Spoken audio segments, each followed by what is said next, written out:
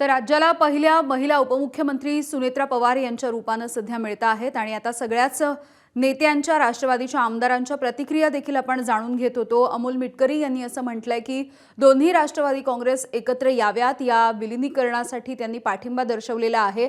पक्ष संघटित राहावा, एकत्र राहावा, म्हणजे इतर कोणीही या पक्षामध्ये येण्याचा किंवा लुडबुड करण्याचा प्रयत्न करत नाहीत अशा पद्धतीचा आशय त्यांच्या बोलण्याचा होता। सध्याची ही दृश्य आपण बघतो आहोत। काही वेळापूर्वी उपमुख्यमंत्री म्हणून सुनेत्रा पवार यांचा शपथविधी पार पडला। अगदी काही मिनिटांचा खरं तर हा कार्यक्रम होता। कोणतेही हार, तुरे, फुलं, पुष्पगुच्छ असं काहीही न करता अत्यंत साधेपणाने हा शपथविधी पार पडलेला आहे। अवघ्या काही मिनिटांचा असा हा आटोपशीर कार्यक्रम होता।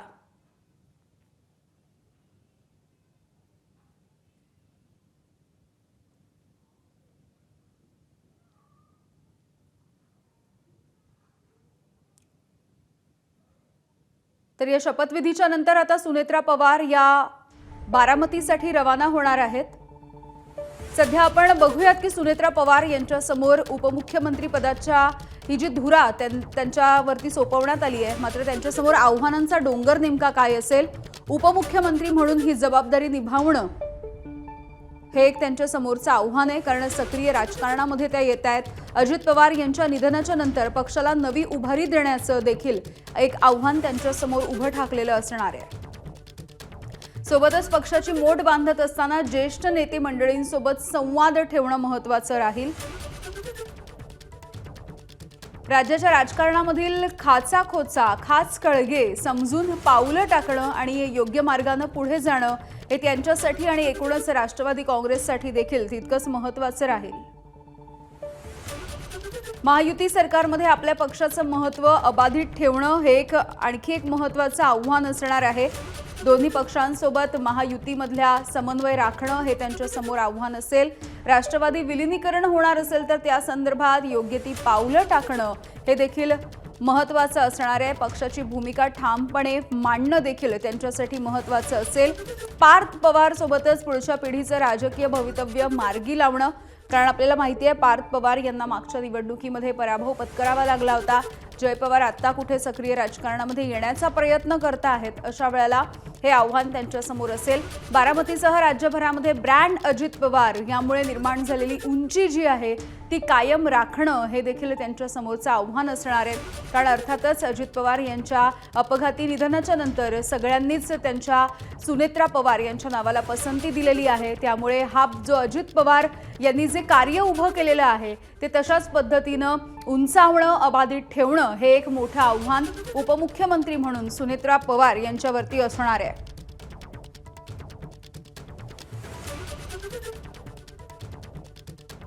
त्यामुळे अगदी काही वेळापूर्वी त्यांचा शपथविधी पार पडलेला आहे। मुख्यमंत्री, उपमुख्यमंत्री आणि राज्यपालांच्या प्रमुख उपस्थितीमध्ये अवघ्या काही मिनिटांमधला हा त्यांचा शपथविधी होता।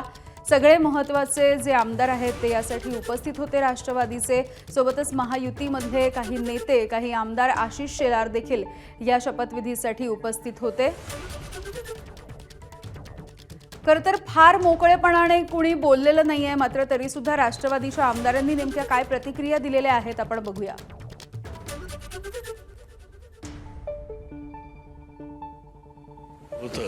तसं आता ताईंनी घ्यावं अशी आमची सगळ्यांची इच्छा आहे। कारण दादांनी जे काही अनेक विकासाचे प्रकल्प बीड जिल्ह्यात सुरू केलेले आहेत ते पूर्णत्वाला न्यायचं असेल तर ताईच यांनीच पालकमंत्री झालं पाहिजे अशी आमची भावना आहे। जी खाती दादांच्याकडं होती ती खाती ताईसाहेबांना मिळावीत अशी राष्ट्रवादीच्या आमदारांच्या आणि कार्यकर्त्यांची इच्छा आहे। राष्ट्रीय अध्यक्षपद सुद्धा सुनेत्राताई साहेबांनाच मिळावं अशी आमची भावना आहे। दादांच्या सारखं नेतृत्व होणे नाही, म्हणजे महाराष्ट्रात नाही देशात असं नेतृत्व होणे नाही। आणि टाईम बाउंड कार्यक्रम करणारा नेता आणि सामान्यांना न्याय देणारा नेता आणि शब्दाला जागणारा नेता म्हणून दादांकडे पाहिलं जातं। दादांकडे पाहण्याचा दृष्टिकोन सर्वच पक्षाचा अत्यंत सकारात्मक आहे। महाराष्ट्रामध्ये 100% दादांचे विचार आम्ही पुढे नेणार आहोत आणि दादांच्या खंबीरपणे पाठीशी उभे.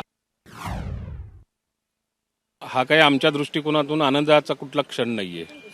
आम्हाला मजबुरीने का असेना किंवा काही पर्याय नसल्यामुळे आज तो हा निर्णय घेणं भाग होतं आणि त्या पद्धतीचा निर्णय घेतलेला आहे. त्यामुळे याच्यात आनंद मानण्याचा किंवा आनंद उत्सव होण्याचं काही कारण नाही. राष्ट्रीय अध्यक्षपदाचा विषय राष्ट्रीय अध्यक्षपदाकरता आम्ही हाच आग्रह धरलेला आहे की सुनेत्रा वहिनींनी ही जबाबदारी स्वीकारावी आणि पक्षाला पुढच्या काळामध्ये संपूर्ण देशभर दिशा द्यावी. कधीपर्यंत प्रक्रिया पार पडेल? हे सगळं वर्किंग कमिटीची मिटिंग होईल, त्याच्यानंतर मग त्यावर निर्णय होईल. शेवटी राष्ट्रवादी काँग्रेस पक्षाच्या वरिष्ठ लोकांचा हा निर्णय आहे. त्यांनी पार्लमेंटरी बोर्डमध्ये घेतलेला निर्णय आहे. आमदार म्हणून तर आम्हाला तो फॉलो करावाच लागेल. लोक का टीका टिप्पणी करतात त्यापेक्षा तो पक्ष महत्त्वाचा आहे, तो पक्ष सांभाळणं महत्त्वाचं आहे. या दुःखाच्या क्षणामध्ये सर्वांना सावरणं खूप महत्त्वाचं होतं. त्यामुळे सुनेत्रा वहिनींनी जड अंतःकरणानं हा निर्णय घेतलेला आहे. असा विलिनीकरणाच्या संदर्भामधल्या चर्चा अनेकदा होत्या आणि प्रत्येकाला वाटत होतं दोन्ही पक्ष एक आले पाहिजे. पण आता शेवटी वरिष्ठ नेते ठरवतील काय, त्याच्यावर मी काय बोलावं एवढा मोठा नाही. अजून संधी आहे पुढे एकत्र येण्यामध्ये? असं आहे, ऑब्व्हियसली आहे. पक्ष इच्छा आहे की एकत्र यावं? 100% पक्ष एकत्र असलाच पाहिजे. स्वराज्य जर दुर्लक्षित झालं तर दुसरेच येऊन राज्य करतात. मला या विषयावरती आता काही बोलायचं नाहीये. याच संदर्भातली एक मोठी बातमी बघूयात. पुढच्या तासाभरामध्ये राज्यपालांकडून सुनेत्रा पवार यांची खाती जाहीर केली जाणार आहेत. खात्यांच्या संदर्भात मुख्यमंत्री फडणवीसांनी राज्यपालांना पत्र देखील दिलेलं आहे. त्यामुळे अगदी थोड्याच वेळात सुनेत्रा पवार यांना नेमकी कोणती खाती मिळणार या संदर्भातली अधिकृत घोषणा केली जाणार आहे. एक मोठी बातमी आपण बघतोय सध्याची. राज्यपालांकडून पुढच्या तासाभरामध्ये सुनेत्रा पवार यांचा जो पोर्टफोलिओ आहे, म्हणजेच त्यांना कोणत्या खात्यांची जबाबदारी दिली जाणार आहे या संदर्भातली अधिकृत घोषणा केली जाईल. आणि या संदर्भातलं जे पत्र आहे ते मुख्यमंत्री देवेंद्र फडणवीसांनी राज्यपालांकडे पाठवलेलं आहे. त्यामुळे अगदी थोड्याच वेळात आपल्याला हे अपडेट्स मिळू शकतात. आपल्याला कळू शकेल की सुनेत्रा पवार यांच्यावरती उपमुख्यमंत्री पदाची जबाबदारी सोपवण्यात आल्याच्या नंतर आणखी कोणकोणती खाती जी आहेत त्यांचा कार्यभार त्यांच्याकडे दिला जाणार आहे या संदर्भात लवकरच आपल्याला अपडेट्स मिळतील. त्यामुळे पुढच्या तासाभरामध्ये या संदर्भात जाहीर केलं जाईल राज्यपालांकडून. अर्थातच अनेकांचं हे म्हणणं आहे की ज्या पद्धतीने अर्थ खातं हे उपमुख्यमंत्री राहिल्यानंतर अजित पवार यांच्याकडे देण्यात आलेलं होतं, तेच खातं सुनेत्रा पवार यांच्याकडे देखील दिलं जावं. राष्ट्रवादी काँग्रेस पक्षाची वरिष्ठ नेते मंडळींनी त्यांच्यावर ही जबाबदारी दिलेली आणि आज पहिल्या महिला उपमुख्यमंत्री म्हणून काम करत असताना आदरणीय दादांच्या जे स्वप्न होतं ते स्वप्न साकार करण्याच्या दृष्टिकोनातून वहिनी जबाबदारी पार पाडतील असं माझा ठाम विश्वास आहे. कुठेतरी शरद पवारांच्या पक्षाकडनं कुठेतरी प्रश्न उपस्थित केला तो का विलिनीकरणाचा मुद्दा वारंवार धरला जात होता. अजित पवार सुद्धा त्याबद्दल पॉझिटिव्ह होते, मात्र अचानक सगळं हे बदललेलं पाहायला मिळतंय. आज त्या विलिनीकरणाच्या वरती कुठलीच चर्चा झालेली नाही आणि हा निर्णय वरिष्ठ नेते प्रफुल्लभाई पटेल असतील, सुनीलजी तटकरे असतील, छगन भुजबळ असतील, हे सर्वजण या बैठकीमध्ये ते निर्णय घेतील. त्या संदर्भातल्या आज कुठलाही चर्चा या ठिकाणी झालेली नाही. पवार कुटुंबियांना वगळून हा निर्णय घेतला, कारण शरद पवार सकाळी म्हटलेत त्याबद्दल मला काहीच माहिती नाही आहे. नाही, तसं नाही. राष्ट्रवादी काँग्रेस पक्षाच्या बैठकीमध्ये आज हा निर्णय घेण्यात आलेला आहे आणि सर्वानुमते हा निर्णय घेण्यात आल्यामुळं मला वाटतं की राष्ट्रवादी काँग्रेस पक्षाच्या वरिष्ठ नेत्यांनीच आणि सर्व आमदार असतील, खासदार असतील, त्यांनी हा निर्णय घेतलेला आहे. अनेक वर्षांपासून दादांच्या सोबत आहात, कुठतरी आज शपथविधी एवढा लवकर घ्यायला कुठतरी फार घाई झालं असं वाटत नाही? नाही, कार्याध्यक्ष प्रफुल्लभाई पटेल असतील, सुनीलजी तटकरे असतील, छगनरावजी भुजबळ असतील, यांनी सर्वांनी वहिनीच्या सल्ल्यानुसारच वहिनीशी चर्चा केल्यानंतर हा निर्णय घेतलेला आहे. शेवटचा प्रश्न, जी खाती तुमच्याकडे वित्त खातं असेल किंवा इतर, हे सगळे खाती राष्ट्रवादीकडे राहणार आहेत? आज त्याबद्दल काही चर्चाच झालेली नाही, त्यामुळे त्यावर भाष्य करणं उचित नाही.